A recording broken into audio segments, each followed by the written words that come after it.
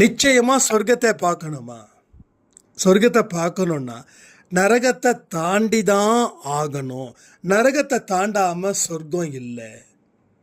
துன்பத்தை தாண்டினாதான் இன்பம். எந்த விதமான பயிற்சியில் நீங்கள் இருந்தாலும் சோதனை வரும். சோதனை வந்தாதான் பயிற்சி. சோதனை வரலைன்னா பயிற்சி இல்லைன்னு அர்த்தம். சோதனை வரலைன்னா நீங்கள் அந்த பயிற்சியை சரியாக பார்க்கலன்னு அர்த்தம். ஸோ இந்த 48 நாள் ருத்ரதாண்டவ பயிற்சியில் சோதனைக்கு வந்துச்சுன்னா உண்மையிலே சொல்ல நீங்கள் பாக்கியவான்கள். அதை தாண்டுங்க, சாதனை உங்களுக்கு வரும். அதே போல் நேற்று இரவு கொடுத்த பதிவுடைய தொடக்கமாக கூட இது இருக்குது. குழந்தைங்களை ஒழுங்காக வளர்க்கலைன்னா பாவங்கள் சேரும். ஒரு செருப்பு தைக்கிறவருடைய மனநிலை எப்படிப்பட்டதாக இருக்குது அதையும் இந்த பதிவில் சொல்லியிருக்கோம். ஸோ கடமைக்குன்னு செய்யாமல், பலனுக்குன்னு செய்யாமல், சந்தோஷமாக ஆனந்தமாக எதை நீங்கள் செஞ்சாலும் அந்த தொழிலுக்கு நீங்கள் தான் கிங், நீங்கள் தான் ராஜா. ஸோ வாழ்க்கையை புரட்டி போடக்கூடிய பதிவு தான் இந்த பதிவு. முழுவதும் கவனத்துடன் கேட்டால் தப்பிக்கலாம். தப்பிக்கிறது மட்டும் இல்லை, நிம்மதியான ஒரு ராஜ கம்பீரத்தோட நீங்கள் வாழ்வீர்கள்.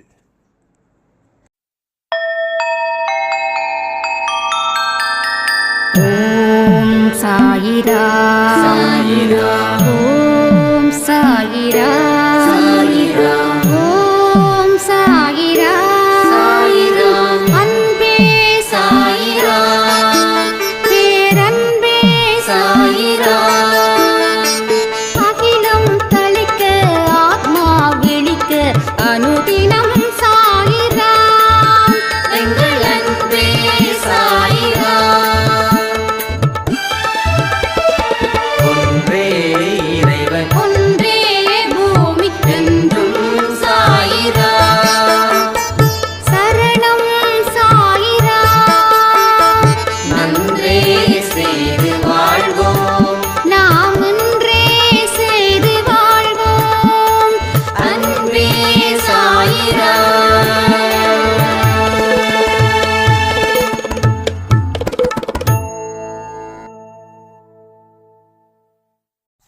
சாயிராம்.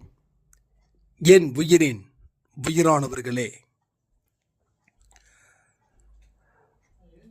நேற்று இரவு கொடுத்த ஒரு பதிவு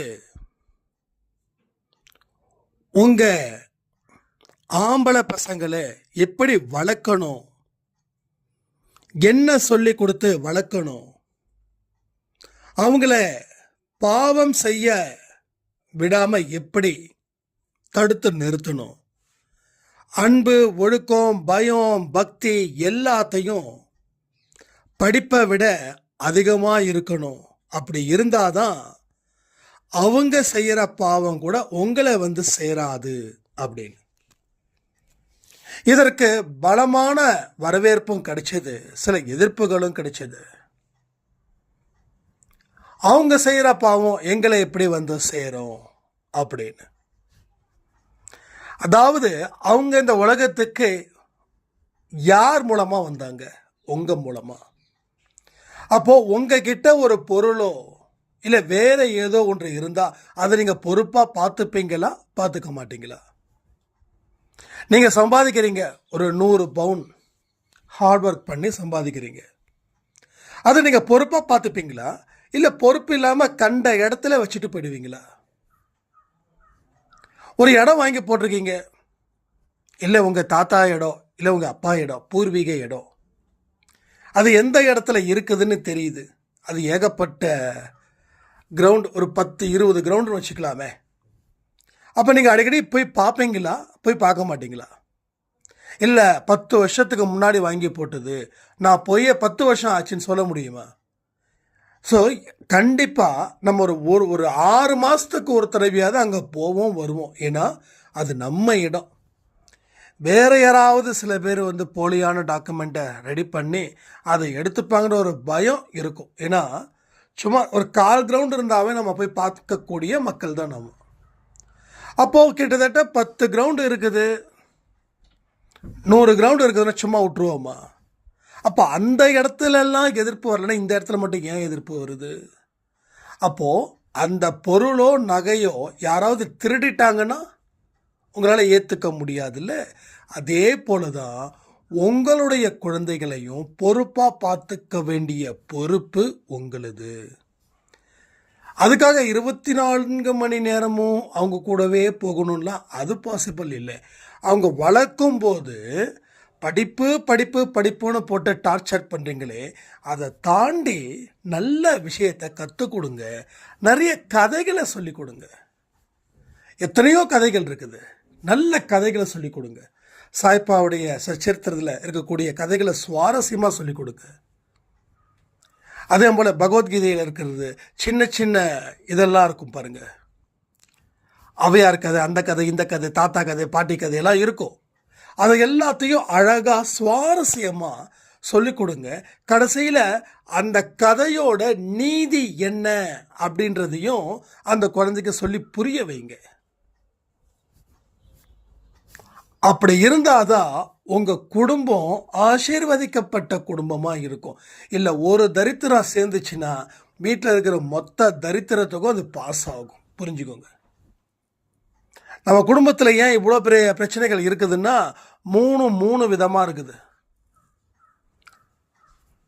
3 விதமாக இருக்கிறதால ஒரு நெகட்டிவ் ஜாஸ்தி இருந்துச்சுன்னா அந்த நெகட்டிவ் மற்ற 2த்துக்கும் சேர்ந்துருது. அப்போ மொத்தம் 3 தரித்திரம் ஒரு வீட்டில். அப்போது நாம் தான் கொஞ்சம் உஷாராக இருந்து செய்ய வேண்டிய விஷயத்தை தெளிவாக செய்யணும். உங்கள் குடும்பத்தை பற்றி எதையும் இங்கே டிஸ்கஷன் பண்ண வேண்டாம், மனசுக்குள்ளே வச்சுக்கோங்க. உங்கள் பையனையும் உங்கள் பொண்ணையும் நீங்கள் எப்படி வளர்த்தீங்க? ஒழுக்கமாக வளர்த்தீங்களா? மற்றவங்களுக்கு மரியாதை கொடுக்குற மாதிரி வளர்த்தீங்களா? உங்கள் வீட்டுக்கு கெஸ்ட்டு வந்தாங்கன்னா அவங்கள நல்லபடியாக வரவேற்று உட்கார வைக்கிறாங்களா? இது எல்லாம் சரியாக இருந்தால் உங்கள் வளர்ப்பு நல்லா இருக்குதுன்னு அர்த்தம். எல்லாம் மோசமாக இருந்துச்சுன்னா உங்கள் வளர்ப்பு சரியில்லைன்னு அர்த்தம். நம்ம குறைகளை ஏற்றுக்கக்கூடிய மனப்பக்குவம் இல்லை. அதனால தான் வாழ்க்கை முழுசும் குறையாகவே இருக்குது. ஏற்றுக்கக்கூடிய விஷயத்தை மனப்பூர்வமாக ஏற்றுக்கிட்டா கடவுள் கொடுக்கக்கூடிய விஷயம் திருப்திகரமாக இருக்கும். இல்லைன்னா எதிர்மறையாக போயிடும். ஒரு அழகான வாழ்க்கை உங்களுக்கு கடவுள் கொடுத்துருக்காரு. அதை ஆழமாக இருந்து யோசித்து சரி பண்ணணும். ஆனால் சரி பண்ண முயற்சி பண்ணலை, பெரிதுபடுத்த முயற்சி பண்ணுறோம். பிரச்சனைகளை ப்ராப்ளத்தை கிரியேட் பண்ணுறதுல தான் நம்ம தெளிவாக இருக்கோம். ஆனால் அதை சால்வ் பண்ணுறதுக்கு உண்டான அறிவு நம்மக்கிட்ட இருந்தும் அதை பயன்படுத்தலை. அறிவு இல்லைன்னு சொல்ல மாட்டேன்.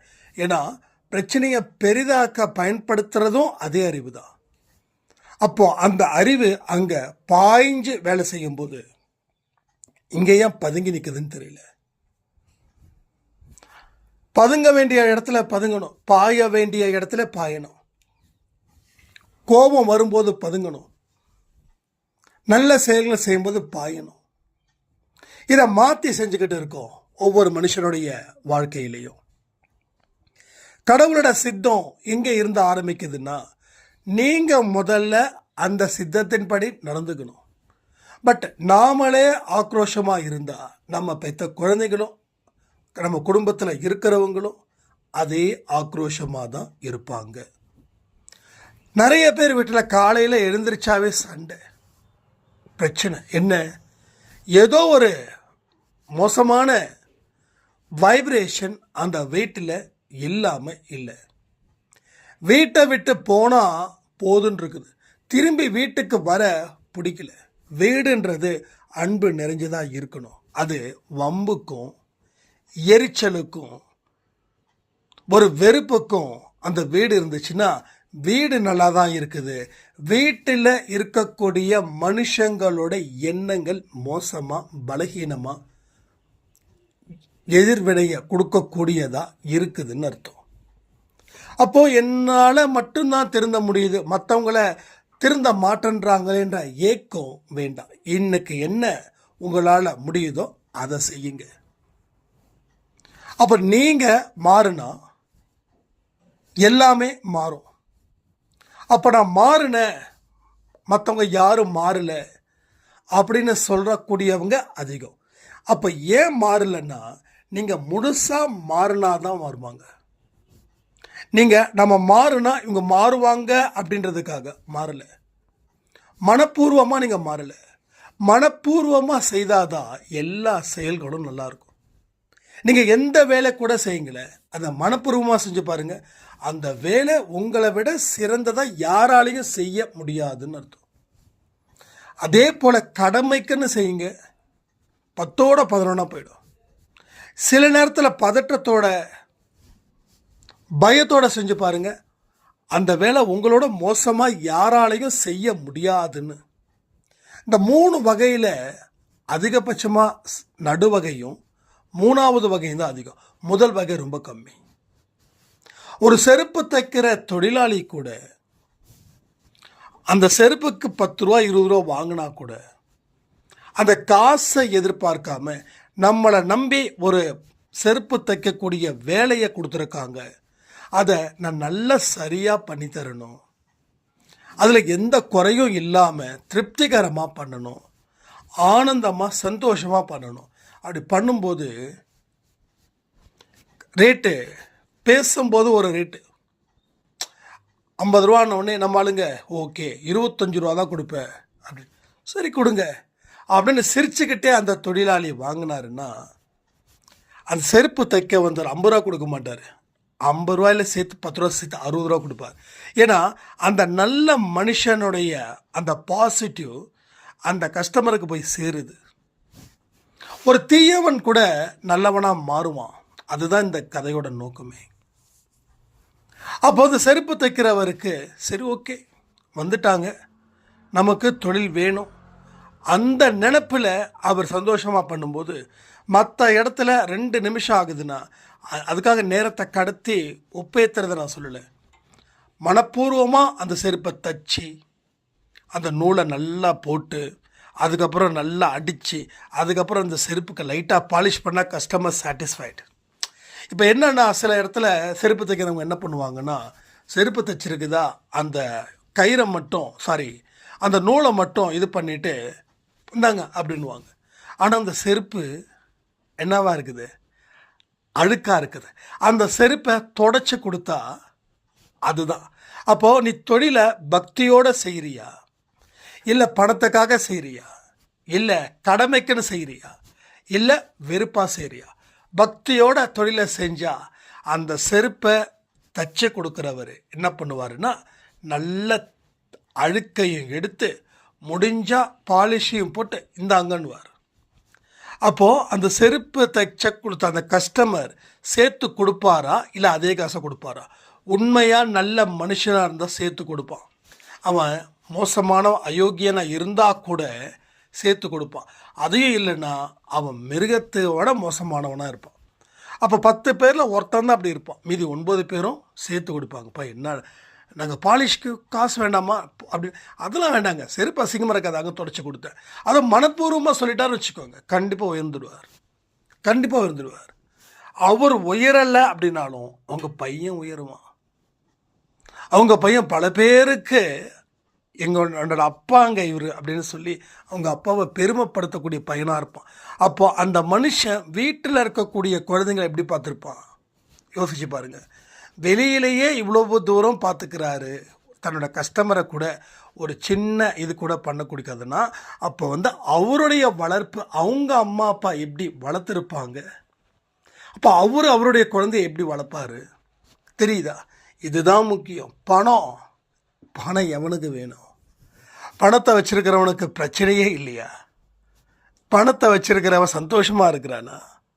ஒன்று கடவுளுடைய ஆசீர்வாதம் தான் ஒரு மனுஷனை பணக்காரனாக காட்டுது. நான் இப்போ கூட சொல்கிறேனே, எனக்கு ஒரு குடிசை போதும், 4 சுற்றியும் ஒரு 4-5 தென்னை மரம் போதும், மரங்கள் இருக்கணும், குளிர்ச்சியாக இருக்கணும், ஒரு இயற்கையோடு இருக்கணும், வேறு எதுவும் தேவையில்லை. இது கடவுள் சத்தியம். எனக்கு காரு பங்களா அது இது எதுவும் அவசியமே இல்லை. கடவுள் என் கூட இருக்கணும். அது ஓலை குடிசையில் இருந்தாலும் சரி, இல்லை பெரிய மாளிகையில் இருந்தாலும் சரி, எனக்கு 2 ஒன்று தான். நான் சும்மா ஃபார்மாலிட்டிக்காக சொல்கிறேன் நினைக்க வேண்டாம். நான் இவ்வளோ தூரம் பேசுகிறேன்னா அதில் உண்மை இல்லாமல் இருக்காது. அது நீங்கள் புரிஞ்சுப்பீங்கன்னு நான் நம்புகிறேன். ஏன்னா பணத்தை தேடி நான் ஓடலை. பணம் தேவை, நான் தேவை இல்லைன்னு சொல்லலை. எனக்கு தேவையானதை ஃபுல்ஃபில் பண்ணுற அளவுக்கு இருந்துச்சுன்னா போதும். எக்ஸ்ட்ரா பைசா அடுத்தவங்களுக்கு உதவி செய்வதற்கு இருந்தால் போதும், எக்ஸ்ட்ரா அமௌண்ட் போதும், சந்தோஷம். ஒருவேளை எனக்கு முன்னாடி ஒருத்தர் பட்னியோடு இருக்கார், எனக்கு அதுதான் சாப்பாடு, வேறு சாப்பாடு இல்லைன்னா கூட நான் இப்பயும் நான் சொல்கிறேன், மனப்பூர்வமாக அவங்களுக்கு அந்த சாப்பாடை கொடுத்துடுவேன். அப்படி தான் நம்ம விஷ்ணுவையும் நான் வந்து நிறைய விஷயங்கள், சில பேர் சொல்கிறாங்க நீங்கள் நிறைய அட்வைஸ் பண்ணுவீங்களா விஷ்ணுக்கு? இல்லை, என் கூட இருக்கிறதால நான் என்ன பண்ணுறாருன்றதை அவர் பார்க்குறதால அவரும் நிறைய ஹெல்ப் பண்ணுறார். இது வரைக்கும் நான் அப்படிலாம் யாருக்கும் அட்வைஸ் பண்ணலாம் மாட்டேன். நம்ம கூட இருக்கிறவங்க நம்மளை மாதிரியே மாறிடுவாங்க. அதுதான். அப்போ சில விஷயங்கள் அவரை பற்றி இது பண்ணும்போது நல்ல சூப்பரான ஒரு க்ரோத் அவருக்கு நிச்சயமாக இருக்குது. ஸோ பிரார்த்தனை நேரம் கூட நான் பேசிகிட்டு இருக்கும்போது, இல்லை நான் பேசட்டுமா அப்படின்னா, ஓகே பேசு. அப்போது நமக்கு ஒரு பிரார்த்தனைக்குன்னு ஒரு ஒரு இது வந்து செட் ஆகலை, செட் ஆகுது. ஆனால் கம்பேரிவ் வித் விஷ்ணுவோட கம்பேர் பண்ணும்போது நமக்கு செட் ஆகலை. ஏன்னா அதில் வந்து ஒரு தயவு அது இருக்குது, எனக்கு இருக்குது, இல்லைன்னு சொல்லலை. தயவு இல்லாமல் வாட முடியாது. ஆனால் அந்த வாய்ஸ் வந்து அவரது ரொம்ப ஆப்டிங்காக இருக்கும். அதனால் அவர் வந்து அந்த பிரார்த்தனை அப்போது அந்த மற்ற மனுஷனுடைய வழியை தெரிஞ்சவரால் மட்டும்தான் அந்த பிரார்த்தனை செய்ய முடியும். அப்போ அது அவருக்கு நல்லா செட் ஆகுது. ஏன்னா நம்ம தொடர்ந்து ஆடியோஸ் கொடுத்துக்கிட்டே இருக்கிறதில் ஒரு டிஃப்ரெண்ட்டான ஒரு, அதனால தான் சாய் 1:10 கூட நம்ம அந்த டாக்டர் அம்மா இருக்காங்க இல்லையா, அவங்களே நான் கொடுக்கவா அப்படின்னாங்க. ஓகே தாராளமாக கொடுங்க அப்படின்னு. அது இங்கிலீஷில் வந்திருக்கு, தமிழில் கண்டிப்பாக பண்ணலாங்க, கண்டிப்பாக பண்ணலாம். இந்த சாய் 1:10 சேனலில் வந்து பார்த்திங்கன்னா எல்லா மதத்தில் இருக்கக்கூடிய முக்கியமான போதனைகள் அதில் வரும். அதனால தான் நம்ம சாய்பாவை போட்டோம், அல்லா போட்டோம், ஜீசஸ் போட்டோம். இது மாதிரி எம்மதமும் சம்மதமே அன்பே சாய் குடும்பத்தில் இருக்கிற அத்தனை பேருக்கும். சார் இது ரொம்ப முதல் படி. தயவுசெய்து சொல்கிற ஜாதிய மதத்தை பார்த்தீங்கன்னா கடவுள், அதாவது நம்ம சாயப்பா உங்களை வெறுத்துடுவார். ஏன்னா இந்து முஸ்லீம் ஒற்றுமையாக இருக்க தான் அவர் அவதாரத்தின் முக்கிய நோக்கமாக இருந்தது. உண்மை, 100% உண்மை. அவர் அவதாரம் எடுத்ததே இந்து முஸ்லீம் ஒற்றுமையாக இருக்கணுன்றதுக்காகத்தான். ஆனால் இங்கே நீ முஸ்லீம், நான் ஹிந்து, நீ கிறிஸ்டின், நான் ஹிந்து, எங்கள் மதத்தில் அது எங்கள் மதம் தான் உயர்ந்த மதம், இதை பேசுகிறதுக்கு நம்ம வெக்கப்படணும், அசிங்கப்படணும். எம்மதமும் சம்மதமே, இது எல்லா கடவுளும் சொன்ன வார்த்தை தான். மனுஷங்க கடவுளோட சொன்ன வார்த்தையை கொஞ்சம் தனக்கு ஃபேவராக பண்ணிட்டாங்களே தவிர வேறு ஒன்றும் இல்லை. ஒவ்வொரு மதத்தில் இருக்கிறவங்களும் எங்கள் கடவுள் தான் உண்மையான கடவுள், உங்கள் கடவுளாக போலி கடவுள், உங்கள் கடவுளெல்லாம் நீங்களாம் பிசாசை வணங்குறீங்க, உருவ வழிபாடு பிசாசை குறிக்குது, அப்படி இப்படின்னு சொல்லுவாங்க. அது அவர்களுடைய வாக்கு, அவருடைய வார்த்தைகள். அப்போ நாம் அந்த இடத்துல ஆர்கியூ பண்ணக்கூடாது. சரி ஓகே, நான் பிசாசை தானே வணங்குறேன், அந்த பிசாசு நல்லது செய்யாதா, செய்யட்டும்னு சொல்லி போட்டுட்டு போயிடணும். ஏன்னா இது மாதிரி பித்து பிடித்தவர்கள்கிட்ட நம்ம ஒதுங்கி இருக்கிறது நமக்கு நல்லது. சரிங்களா? நமக்கு ஏகப்பட்ட வேலை இருக்குது. எம்மதமும் சம்மதமே தான் நம்மளோட குறிக்கோளாக இருக்கணும். அன்பே சாய் குடும்பத்தில் யாராவது இல்லை நாங்கள் அந்த மதம் இந்த மதம் அப்படின்னு சொன்னீங்கன்னா சாய்ப்பாவோட ஆசீர்வாதம் அப்படின்றது கிடைக்காமலே போயிடும். சரி, அவருடைய ஆசீர்வாதம் தான் கிடைக்கலையா, மற்ற கடவுள் இருக்காங்களே அப்படின்னு நீங்கள் நினைக்கவே வேண்டாம். எல்லா கடவுளுக்கும் ஒரே தன்மை தான். மனுஷனுக்கு எப்படியோ அதே மாதிரி தான் கடவுளோட தன்மையும். இங்கே தப்புன்னா அந்த கடவுள்கிட்டே அதே தப்பு தான், இங்கே சரின்னா அதுவும் சரி தான். நீங்கள் இருந்து பாருங்கள், ஹாப்பியாக இருந்து பாருங்கள். எல்லாரையும் உங்களுடைய சகோதர சகோதரிகள் மாதிரி. சரி, போன ஜென்மத்தில் நீங்கள் முஸ்லீமாக பிறந்திருந்தா என்ன பண்ணியிருந்திருப்பீங்க? அதுக்கு முந்தின ஜென்மத்தில் கிறிஸ்டினாக பிறந்திருந்தா என்ன பண்ணியிருந்திருப்பீங்க? சரி, அடுத்த ஜென்மத்தில் கிறிஸ்டினாக பிறந்தா என்ன பண்ணியிருப்பீங்க? ஸோ இருக்கிற இடத்த வச்சு நம்ம வாழ்ந்துக்கிட்டு இருக்கோம், சரிதானே? அது வாழ்கிறது தப்பு இல்லை, ஆனால் எல்லாத்தையும் ஏற்றுக்கிட்டு வாழணும். அப்போ இதுவும் சொல்கிற உங்கள் குடும்பத்தில் இருக்கிறவங்க சொல்லி கொடுத்தது தான் நீங்கள் செஞ்சுக்கிட்டு இருக்கீங்க. ஸோ தப்பாக சொல்லி கொடுத்துட்ருக்காங்க. ஸோ ராங், யாராக இருக்கட்டும், என்னோடய பாட்டியே என்னோடய தாத்தாவாக கூட இருக்கட்டும், ராங் தான். தப்பாக சொல்லிக் கொடுத்தா ராங்கு தான். அதுக்காக முன்னோர்கள் சொன்னதெல்லாம் சரின்னு சொல்லிட முடியாது. முன்னோர்களும் மனுஷங்க தான். ஏன் முன்னோர்களே நாம தானே. நான் இருக்கேன் அப்படின்னா 2 ஜென்மத்துக்கு முன்னாடி நான் எனக்கு தாத்தாவுக்கு தாத்தாவாக கூட நான் பிறந்திருக்கலாம், கண்டிப்பாக பிறந்திருப்பேன். அப்போ அதுதான் இங்கே வந்து நான் செஞ்சிட்ருக்கேன். என்னுடைய கர்ம வினைகளை நான் ஏன் செய்கிறேன்னா, நீ போன ஜென்மத்தில் போட்ட ஆட்டத்துக்கு, அதனால தான் இந்த ஜென்மத்தில் இருக்க துன்பங்கள். இப்போ என் லைஃப்பில், பர்சனல் லைஃப்பில் எனக்குன்னு சில ஃபெயிலியர்ஸ் வருதுன்னா அது நிச்சயமாக ஏற்கனவே நான் செய்த துரோகமாக இருக்கலாம், இல்லை துன்பம் கஷ்டத்தை கொடுத்ததா இருக்கலாம். அதனால் இப்போ நான் அதை புரிஞ்சுக்கிட்டதால எனக்கு ரொம்ப ஈஸி. நான் நல்ல தெளிவாக புரிஞ்சுக்கிட்டதால நான் ரொம்ப சந்தோஷமாக இருக்கேன். நான் பட் புரிஞ்சிக்காத வரைக்கும் நோய் வந்து நம்மளை போட்டு தாக்கும். ஆனால் எவ்வளோ பெரிய நோயாக இருந்தாலும் புரிஞ்சுக்கிட்டால் அந்த நோய் ஒன்றுமே செய்யாது. இது உண்மை. இங்கே நிறைய பேர் எனக்கு இவ்வளோ பெரிய டிசீஸ் இருக்குதுன்னா, ஓகே வந்துருச்சு இல்லை, அதுக்கு தான் அப்போலேருந்து சொன்னோம் வரக்கூடாது வந்துருச்சு இல்லை, இப்போ என்ன பண்ணணும், நோய்க்கு ஏற்ற மாதிரி உங்கள் லைஃப் ஸ்டைலை சேஞ்ச் பண்ணிக்கோங்க, அக்செப்ட் பண்ணிக்கோங்க, அடாப்ட் பண்ணிக்கோங்க. இது நீங்களாக வச்சுக்கிட்டது தான், கடவுளாக பார்த்து உங்களுக்கு நோயை கொடுக்கல, நீங்களாக வச்சுக்கிட்டது. நீங்களாக ஏன் வச்சுக்கிட்டீங்க, எதுக்கு வச்சுக்கிட்டீங்க? உங்கள் உடம்பை பார்த்துக்கல, உங்கள் மனசை பார்த்துக்கல, கண்டதுக்கு கவலைப்பட்டீங்க, கண்ட நேரத்தில் தூங்குனீங்க, கண்டதை சாப்பிட்டீங்க. அதனால் உங்களுக்கு கடவுள் இந்த ஒரு விஷயத்தை கொடுத்துட்டாரு. இப்போ இது வந்துருச்சு, இப்போயும் நீங்கள் கண்டதை சாப்பிடக்கூடாது, கண்டதை நினைக்கக்கூடாது, கண்ட நேரத்தில் தூங்கக்கூடாது. இப்போ கரெக்டாக ஃபாலோ பண்ணணும். 7 மணி நேரம் தூக்கம், இதை தான் சாப்பிடணும். உடம்புக்கு எது ஆரோக்கியமோ, அதாவது ஆரோக்கியமானதை சாப்பிட்டா தான் உங்களுக்கு டென்ஷன், ஸ்ட்ரெஸ் இல்லாமல் இருக்கும். சாப்பாட்டுக்கும் கேரக்டர்ஸுக்கும் நேரடி சம்மந்தம் இருக்குது. அதனால தான் இந்த ருத்ரதாண்டவ பயிற்சியில் சிக்கன், மட்டன், ஃபிஷ், நான் வெஜிடேரியன்ஸ் எல்லாத்தையும் ரிமூவ் பண்ண சொன்னோம். ஸோ எக்கு சாப்பிட்றது ஒன்றும் பிரச்சனை இல்லை, ஏன்னா அது வந்து கம்ப்ளீட் வெஜிடேரியன் அப்படின்னு சொல்கிறாங்க. ஏன்னா அது முட்டை அப்படின்றது, அந்த முட்டை கொஞ்ச நாள் வெயிட் பண்ணால் தான் அது உயிராக மாறுது. அது வரைக்கும் முட்டை தான். இப்போ கையில் என்ன எடுக்கிறோமோ அதானே உண்மை. இன்றைய நாள் தானே நம்ம பார்க்குறோம். இந்த நேரத்தில் முட்டைக்கு என்ன இருக்குது, உயிர் இல்லை. உயிர் வரலாம், அது இப்போ நம்ம பிராய்லர் கோழி முட்டைலாம் வந்து உயிர் வருதா என்னெல்லாம் எனக்கு தெரியல, நிச்சயமாக எனக்கு தெரியல. யாராவது இங்கே முட்டை பண்ணுறவங்க யாராவது இருந்தாங்கன்னா சொல்லுங்கள்.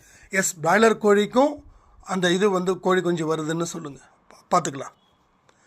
பட் இதான் ரீசன். அதனால தான் சொல்கிறோம் வெஜிடேரியன் வந்து எடுத்துக்கோங்க. அது வெஜிடேரியன் வந்து சில வெஜிடேரியன்ஸ் சிக்கனோட கம்பேர் பண்ணும்போது, மட்டனோட கம்பேர் பண்ணும்போது பிரச்சனை கிடையாது. ஆனால் சில வெஜிடேரியன்ஸாக பிரச்சனையாகும். அதே போல் நான் வெஜிடேரியன் நீங்கள் சாப்பிட ஆரம்பித்தாலும் நான் வந்து உங்களுக்கு தனிப்பட்ட முறையில் ஒரே ஒரு விஷயத்த சொல்கிறேன். மீன் எடுத்துக்கோங்க. மீன் வந்து பெஸ்ட். ஏன் அப்படின்னா இது மனுஷனுடைய உணர்வோடு இருக்கிறது. இந்த ஆடு, கோழி, மாடு தயவு செய்து யாரும் சாப்பிடாதீங்க. மாடு வந்து நம்ம ஹிந்துஸ் அப்படின்னும் போது மாடு வந்து ஒரு புனிதமானது. அதை சாப்பிடும்போது அதனுடைய பாவம் வந்து பெருசுன்னு சொல்லி பகவத்கீதையில் போட்டிருக்காங்க. ஓகேங்களா? ஸோ ஆடு சாப்பிடக்கூடாதுன்னு எந்த மதத்துலேயும் சொல்லலை, கோழி சாப்பிடக்கூடாது எந்த மதத்துலேயும் சொல்லலை. ஆனால் பகவத்கீதையில் மாடு சாப்பிட வேண்டாம்னு சொல்லியிருக்கு. ஸோ ஹிந்துஸாக இருக்கிறவங்க, எந்த மதத்தில் இருக்கிறவங்களும் மாடு தயவு செய்து சாப்பிடாமல் இருக்கிறது நல்லது. இது என்னோட தனிப்பட்ட இது தான். இதை நான் யாரையுமே ஃபோர்ஸ் பண்ணவே இல்லை. ஸோ ஆடு, கோழி தயவு செய்து சாப்பிடாதீங்க. முடிஞ்ச அளவுக்கு அதை அவாய்ட் பண்ணிவிடுங்க. ஏன்னா ஆடும் கோழியும் மனிதன் தான் வளர்த்துக்கிட்டு இருக்கான். அப்போ மனுஷனுடைய குணாதிசயங்கள் எப்படியோ அதுதான். அப்போ அதை நாம் சாப்பிடும்போது மனுஷனுடைய ஒட்டுமொத்த குணாதிசயங்களும் வந்துடும். அது வந்ததுனால தான் உங்களுக்கு இவ்வளோ பெரிய பிரச்சனைகள் நடக்கும். மீன் அப்படின்ற போது மனுஷனை கிட்டேருந்து விலகி நிற்கிது. ஸோ கடலில் இருக்குது, ஆற்றுல இருக்குது, அதுக்கும் மனுஷனுக்கும் எந்த தொடர்பும் இல்லை. மனுஷன் பிடிக்கிறதோடு சரி, அதை வெட்டுறதோடு சரி. ஆனால் ஆடும் சரி, கோழியும் சரி, மனுஷன்தான் வளர்க்குறான். அதனால தான் சொல்கிறேன், அதை தயவு செய்து முடிஞ்ச அளவுக்கு அவாய்ட் பண்ணிடுங்க. ஒரு வாரத்தில் மீன் சாப்பிடுங்க. அதுவும் அதிகமாக வறுத்து இல்லாமல் குழம்புல போட்டு சாப்பிடுங்க. குழம்புல வந்து உப்பு, புளி, காரம் கம்மி பண்ணி சாப்பிடுங்க. இதெல்லாம் சாப்பிடும்போது உடம்புக்கும் நல்லது, நம்ம மனசுக்கும் நமக்கு ரொம்ப ரொம்ப ரொம்ப நல்லது. இதெல்லாம் புரிஞ்சுக்கணும். இதில் ஏதாவது வந்து சந்தேகங்கள் இருந்துச்சுன்னா தயவு செய்து கேளுங்க. அதே போல் ருத்ரதாண்டவ பயிற்சியின் மூலமாக நிறைய பேருக்கு நிறைய மாற்றத்தை சாய்ப்பா கொடுத்துருக்காங்க. ஒவ்வொரு சாய்ராமுடைய வாழ்க்கையிலையும் நிறைய விஷயங்கள் நடந்துக்கிட்டே இருக்குது. முத்து செல்வி என்ற சாய்ராமுக்கு எறும்புகள் மூலமாக அந்த ஃபோட்டோவில் எறும்புகள் மூலமாக சாய்ப்பா காட்சி கொடுத்தாரு. கொஞ்ச நேரத்தில் அந்த எறும்பு எங்கே போச்சுன்னு தெரியல, ஒரே மாயாஜலமாக இருக்குது சாயண்ணா அப்படின்னு சொன்னாங்க. ஸோ அது மாதிரி நிறைய, அதாவது இந்த ருத்ரதாண்டவ பயிற்சி ஆரம்பித்த உடனே ஒருத்தவங்களுக்கு பேங்க்கில் லோன் அப்ளை பண்ணாங்க. அந்த லோன் வந்து கிடச்சிடுச்சு. இது மாதிரி நிறைய மிராக்கிள்க்குன்னே நம்ம சாய் 1:10 நம்ம வந்து பேசலாம் அதை பற்றி, சரிங்களா?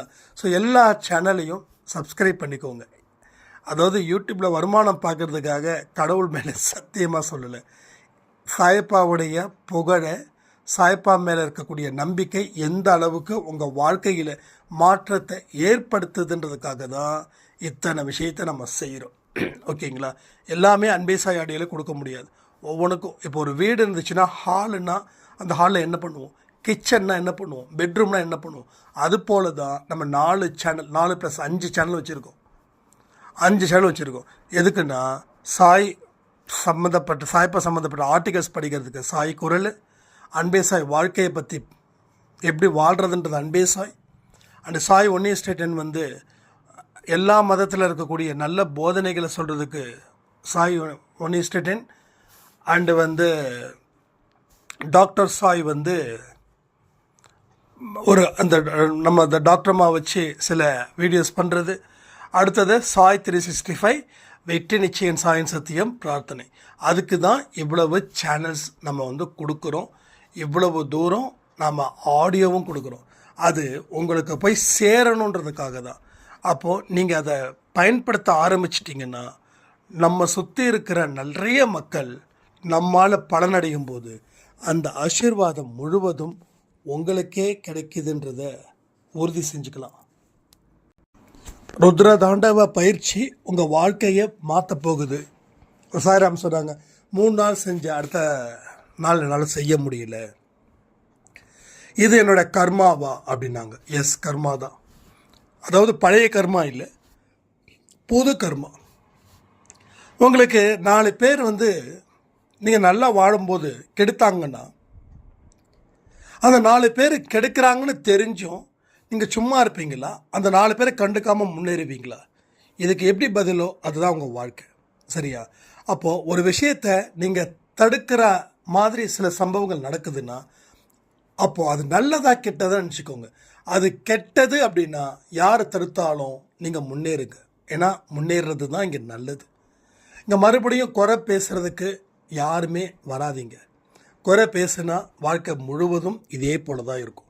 கடவுள் அமைச்சு கொடுத்த ஒரு பயிற்சியும் மனக்கட்டுப்பாடு, மன வலிமை, மன தைரியம் எல்லாமே அதிகரிக்குது. இது அதிகரிக்கிறதால என்ன ஆகுது, உங்கள் வாழ்க்கையில் மிகப்பெரிய விடுதலை கர்மா கிட்ட இருந்து கிடைக்குது.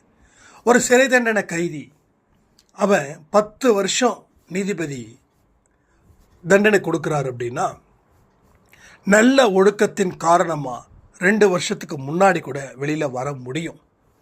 அதே போல தான் உங்களுக்கும் உங்களோட சூழ்ந்திருக்கக்கூடிய கர்மா இன்னும் பல ஜென்மத்துக்கு சம்மந்தப்பட்டதாக இருக்கும்.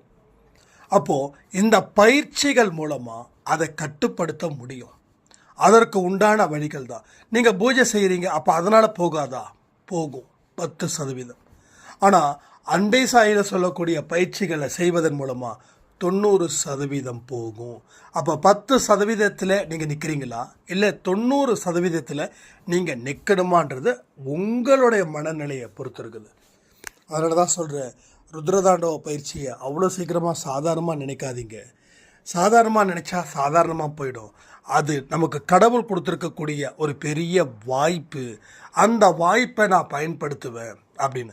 ஆனால் அந்த பயிற்சி முடிகிற வரைக்கும் பெரிய அளவில் பிரச்சனைகளும் வரும். ஏன்னா உங்கள் மனதை திருப்புவதற்கு நான் எல்லாத்தையும் சொல்லி தான் நான் சொல்கிறேன். உங்கள் மனதை திருப்பணும். அப்போ பயிற்சி செய்யும்போது பிரச்சனை வருதுன்னு நான் ஏன் செய்யணும்?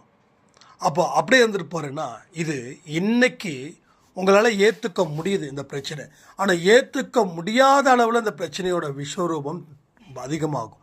அப்போ பயிற்சி மூலமாக உங்களுக்கு பிரச்சனைகள் வந்தாலும் அப்போ அந்த பயிற்சியில் இருக்கக்கூடிய மற்றவங்களுடைய அந்த ஆன்மா இருக்கே அது உங்களுக்கு பலம் கொடுக்கும். இப்போ இந்த பயிற்சியை ஒரு 10 பேர் செஞ்சாலும் சரி, அப்போ நீங்கள் அந்த 10ல் ஒன்றா இருக்கீங்கன்னு வச்சுக்கோங்க. அந்த 9 பேருடைய ஆன்மாவோட பலம் இருக்குது. அது உங்களுக்கு வரக்கூடிய தற்காலிக பிரச்சனைகளை முறியடிக்கும். ரைட்டா? அதனால தான் சொல்கிறேன், என்ன வந்தாலும் ஏது வந்தாலும் முன் வச்ச காலை பின் வைக்கக்கூடாது அப்படின்ற ஒரு மனநிலையை நீங்கள் வச்சாதான் நல்லாயிருக்கும். ஞாயிற்றுக்கிழமை நாளைக்கு இல்லையா? இப்போ என்ன பண்ணோம், என்ன இவர் வேறு இப்படி சொல்லிட்டாரு, சாப்பிட்டா என்ன, கொஞ்சம் சாப்பிட்டுக்கலாமே, அதிகமாக சாப்பிட வேண்டாம், கொஞ்சம் சாப்பிட்டுக்கலாமே, ஒரு பீஸ் சாப்பிட்டுக்கலாமே. இப்போ என்ன ஆகுது, உங்கள் மனக்கட்டுப்பாடு அவ்வளோதான். சரியா? உங்கள் மனக்கட்டுப்பாடு அவ்வளோதான். இப்போ என்னென்னா, செய்யும்போது சாப்பிடணும்னு ஆசை வரும். அப்போ கண்ணில் வந்து கடவுள் காட்டுறாரு. எனக்கு தான் நேற்று நினைக்கிறேன், ஒரு ஏரியா வழியாக போகிறோம், பிரியாணி வாசனை பயங்கரமாக இருந்தது. நேற்று நான் வந்து லேட்டாக தான் சாப்பிட்டேன், ரொம்ப லேட் ஆகிடுச்சு. நைட்டு 11:30 ஆகிடுச்சு. செம பசி. மோஸ்ட்லி நைட்டு வந்து பரோட்டா இருக்கும், இல்லை பிரியாணி தான் இருக்கும் இந்த ஏரியா ஃபுல்லாகவே. இப்போ பார்த்தா அந்த ஏரியா வரும்போது பார்த்தா அப்படியே பிரியாணி வாசனை. பிரியாணியும் சாப்பிடக்கூடாது, பரோட்டாவும் சாப்பிட ஆஸ் பர் த ப்ரோட்டோக்கால். ஏன்னா இந்த பயிற்சி இல்லை, ரைட்டு தானே? பரோட்டாவும் சாப்பிடக்கூடாது. இங்கே யாராவது பரோட்டா சாப்பிட்டீங்கன்னா தயவுசெய்து எடுத்துடுங்க. அப்போது அந்த பயிற்சியோட தன்மையே இதெல்லாம் சாப்பிடக்கூடாதுன்னு தான். அப்போ அந்த இடத்துல சரி பசிக்கு பாவம் இல்லை அப்படின்னு சொல்லி அதுக்கு ஒரு சட்டத்தை புதுசாக உருவாக்கி சாப்பிட்ருக்கலாம். ஆனால் அந்த சட்டத்தை கடவுள் ஏற்றுக்கணும்ல. நம்மளா கடவுள், நம்மளா நீதிபதி? ஒரு திருடை எப்படின்னா சட்டத்தை போட்டுக்க முடியுமா? நீதிபதி என்ன சொல்லுவார், நீங்கள் நான் நீதிபதியா இல்லை நீ நீதிபதி சொல்ல மாட்டாரா? அது போல தான். ஸோ மனக்கட்டுப்பாடு அந்த இடத்துல பொறுத்த வரைக்கும் நான் ஜெயிச்சிட்டேன் உண்மையிலே. ஏன்னா ரொம்ப பயங்கர பசி. அதுக்கப்புறம் தாண்டினதுக்கப்புறம் ஒரு இட்லி கிடந்தது. ஒரு 10 நிமிஷம் தாண்டினதுக்கப்புறம். அப்போது ஒருவேளை சாப்பாடு எதுவும் கிடைக்காது, நீ பிரியாணி சாப்பிடுன்னு நம்ம மனசுக்குள்ளே இருக்கக்கூடிய ஒரு சாத்தான், ஒரு கோட்டானே வச்சுக்கலாம். அவன் சொல்லுவான், சாப்பிட்றா பசிக்குது செத்துக்குது போயிட்டுன்னா அந்த மாதிரி தான் ஆச்சு. அப்படி தான் ஆச்சு. அப்போ என்ன ஆகுது, தாண்டது வேண்டாம் சாய்ப்பா வேண்டாம், நீ இருக்கிறல்ல போதும். தண்ணியாவது நான் குடிச்சுப்பேன். நான் தண்ணி இருந்தால் கூட போதும், பேக்கரியில் தண்ணி வாங்கி கூட குடிச்சுப்பேன். அப்போ போகிற வழியில் ஒரு இட்லி கடைன்னு ஒரு கடை. அந்த ஏரியா புது ஏரியா, நான் வந்து இது வரைக்கும் போனது கிடையாது. போனவுடனே ஒரு பாட்டிமா வந்தாங்க, இட்லி இருக்கு தம்பி, சூடாக இருக்குது தம்பி அப்படின்னாங்க. போன உடனே ஒரு 5 இட்லி, ஒரு சாம்பார், 2 விதமான சட்னி, வாழை இலை அப்படி போட்ட உடனே அந்த இட்லி வந்து அந்த ஆவியாக போகுது. அதாவது அந்த புகை அது ஆவியான்னு தெரியல, புகையாக போகுது. சாப்பிட்டதுக்கப்புறம் அவ்வளோ திருப்தி. இப்போ என்ன ஆச்சுன்னா, நீ இந்த பிரச்சனையை தாண்டிட்டு உனக்கு சொர்க்கத்தை காட்டுறேன், கரெக்டு தானே? அதுதான் அது. இப்போ இந்த ருத்ரதாண்டவ பயிற்சியில் இது மாதிரி சில விஷயங்கள்லாம் நடக்கும். ஆனால் அதை தாண்டிட்டா சொர்க்கம் தான். நரகத்தை தாண்டினா சொர்க்கம். அப்போ நரகத்தை தாண்டினா தான் சொர்க்கமா? எஸ், டைரெக்டாக சொர்க்கம் வராது. நீ நரகத்தை தாண்டினா தான் சொர்க்கம். அதனால் புரிஞ்சுக்கோங்க, வாழ்க்கையை வாழ்வதற்குன்னு சொல்லி இந்த பதிவை நான் முடிக்கிறேன். ஜெய் சாய்ராம்.